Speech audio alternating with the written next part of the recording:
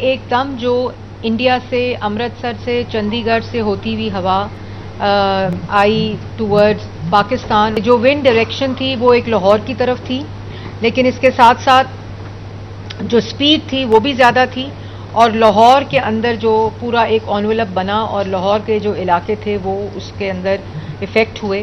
آپ نے دیکھا ہوگا کہ 8 ماہ کے اندر پہلی دفعہ کسی بھی حکومت نے ہول آف گورنمنٹ اپروچ سارے ڈپارٹمنٹس کو اکٹھا بٹھا کے سیکٹورل وائز ان کے ٹارگٹس دیے کہ آپ نے شارٹ ٹرم، میڈیم ٹرم اور لانگ ٹرم میں اسموگ میٹیگیشن پہ کیا کام کرنا ہے. تو وزیر اعلیٰ پنجاب کا جو کلائمیٹ ڈپلومیسی کی بات ہے، یہ جو ونڈ فینومینا ہے یہ ہندوستان سے بات کیے بغیر حل نہیں ہو سکتا. لاہور میں اسموگ کے ڈیرے. لاہور میں ایک ہفتے کے لیے پرائمری اسکول بند. محکمہ ماحولیات نے چھٹیوں کا نوٹیفیکیشن جاری کر دیا. نرسری سے 5ویں جماعت تک تمام نجی اور سرکاری اسکول بند رہیں گے. فیصلے کا اطلاق 4 سے 9 نومبر تک ہوگا. سینئر صوبائی وزیر مریم اورنگزیب کہتی ہیں اسموگ کا مسئلہ بھارت سے بات کیے بغیر حل نہیں ہو سکتا. ماحولیات کے تحفظ کا ادارہ قائم ہے. وار روم 24 گھنٹے کام کر رہا ہے. IQI لیول انتہا پر پہنچا تو مزید سخت اقدامات کرنا ہوں گے.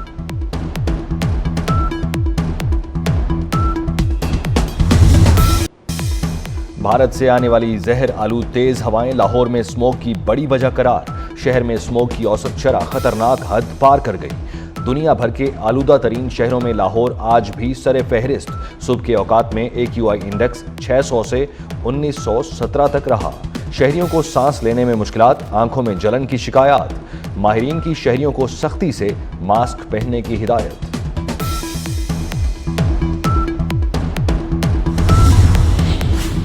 بھارت میں فصلیں جلانے پر دھوئیں نے لاہور کی فضا کو شدید آلودہ کر دیا. فضائی آلودگی میں دہلی دوسرے اور کولکتہ تیسرے نمبر پر. امریکی خلائی ادارے ناسا نے ہواؤں کا رخ دکھانے والا نقشہ جاری کر دیا. مشرق سے چلنے والی ہوائیں سیاہ بادل گرداب بن کر وسطی پنجاب کو متاثر کرنے لگیں. بھارت کے شہر جلندھر، لدھیانہ، چندی گڑھ، کرنال اور امرتسر سے دھوئیں کے گہرے بادل پاکستانی علاقوں میں داخل.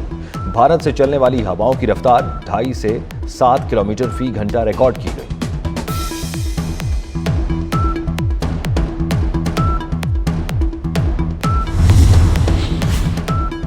پاک آسٹریلیا ون ڈے سیریز کل سے میلبرن میں شروع ہوگی. آسٹریلیا کے خلاف پہلے ون ڈے کے لیے پاکستان کے پلینگ 11 کا اعلان. قومی ٹیم میں سائم ایوب، عبداللہ شفیق اوپنرز ہوں گے. کپتان محمد رضوان، نائب کپتان سلمان علی آغا ہوں گے. سابق کپتان بابر اعظم، کامران غلام ٹیم میں شامل. محمد عرفان خان نیازی، شاہین آفریدی بھی ٹیم کا حصہ.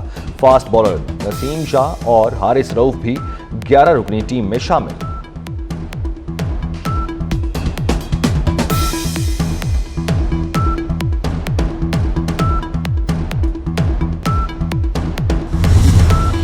جو اچھا کھیلے گا وہی ٹیم میں رہے گا. نئے آنے والے نوجوانوں کے پاس مواقع ہیں.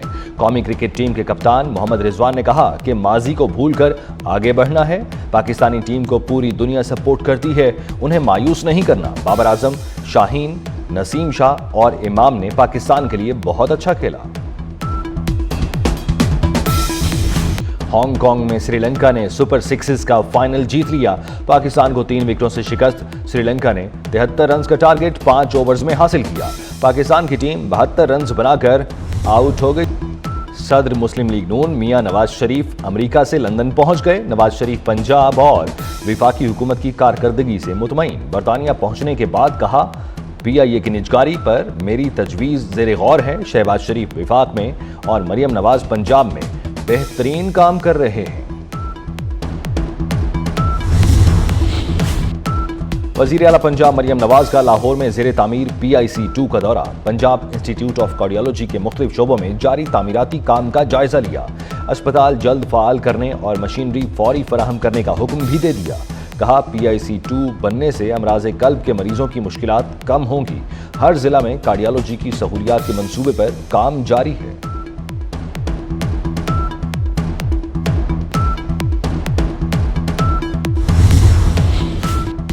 ملک، اداروں اور سوسائٹی کو کمزور کرنا PTI کا ایجنڈا ہے. وفاقی وزیر صنعت و پیداوار رانا تنویر حسین کا کہنا ہے PTI قیادت آئینی ترامیم کے لیے فل سٹاپ بھی شامل کراتی رہی. PTI سیاسی جماعت نہیں، پاکستان دشمن تخریب کاروں کا ٹولہ ہے. قاضی فائز عیسیٰ پر بیرون ملک حملہ ملک کی بدنامی کا باعث ہے۔ قذافی اسٹیڈیم لاہور کی اپ گریڈیشن کا منصوبہ 50% کام مکمل کر لیا۔ انکلوژرز اور مین بلڈنگ کے فلورز پر تعمیراتی کام تیزی سے جاری۔ Chairman P C B Mohsin Naqvi کا قذافی اسٹیڈیم کا دورہ، منصوبے پر پیش رفت کا جائزہ لیا۔ محسن نقوی کا تعمیراتی کام میں پیش رفت پر اطمینان کا اظہار۔ Chairman P C B Mohsin Naqvi کی زیر صدارت ایف ڈبلیو او کے کیمپ آفس میں اجلاس ہوا۔ ڈرائنگز کے ذریعے پروجیکٹ کے خد و خال کا جائزہ لیا گیا۔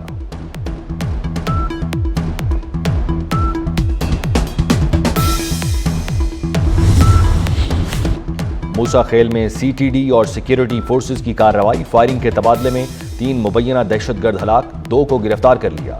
ہلاک اور گرفتار مبینہ دہشت گردوں سے اسلحہ بھی برآمد۔ مبینہ دہشت گردوں کی قومی شاہراہ پر ناکہ بندی کی اطلاع پر کارروائی کی گئی۔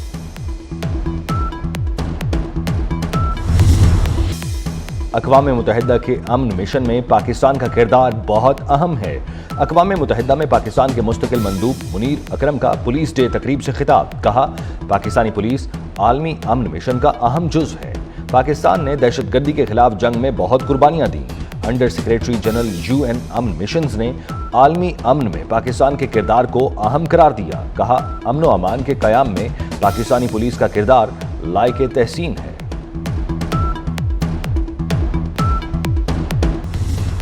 امریکہ میں صدارتی انتخابی دنگل میں 2 روز رہ گئے۔ انتخابی گہما گہمی عروج پر ڈونلڈ ٹرمپ اور کاملا ہیرس کی فیصلہ کن ریاستوں میں انتخابی مہم جاری۔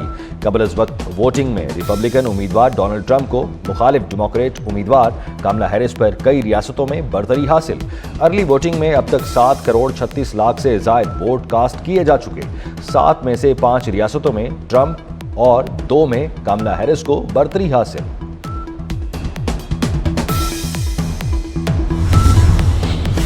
امریکہ میں نئے صدر کا انتخاب، ڈونلڈ ٹرمپ اور کاملا ہیرس کامیابی کی سر توڑ کوششوں میں مصروف۔ قبل از وقت ووٹنگ میں سوئنگ سٹیٹس کی اہم ریاست شمالی کیرولینا میں ووٹر ٹرن آؤٹ 55% رہا۔ ریپبلکن امیدوار ڈونلڈ ٹرمپ نے شمالی کیرولینا میں اپنی جیت کا دعویٰ کر دیا۔ حکومت پر تنقید کرتے ہوئے کہا کہ بائیڈن انتظامیہ نے ملک کی معیشت کو تباہ کر کے رکھ دیا۔ صدر منتخب ہوا تو ملک سے مہنگائی ختم کر دوں گا، ڈیموکریٹ امیدوار کاملا ہیرس کہتی ہیں۔ ڈونلڈ ٹرمپ صدر منتخب ہوئے تو ملک عدم استحکام کا شکار ہو سکتا ہے۔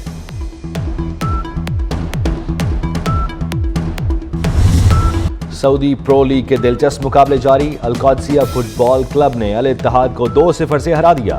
القادسیہ کلب نے پہلا گول 12ویں، دوسرا 45ویں منٹ میں کیا۔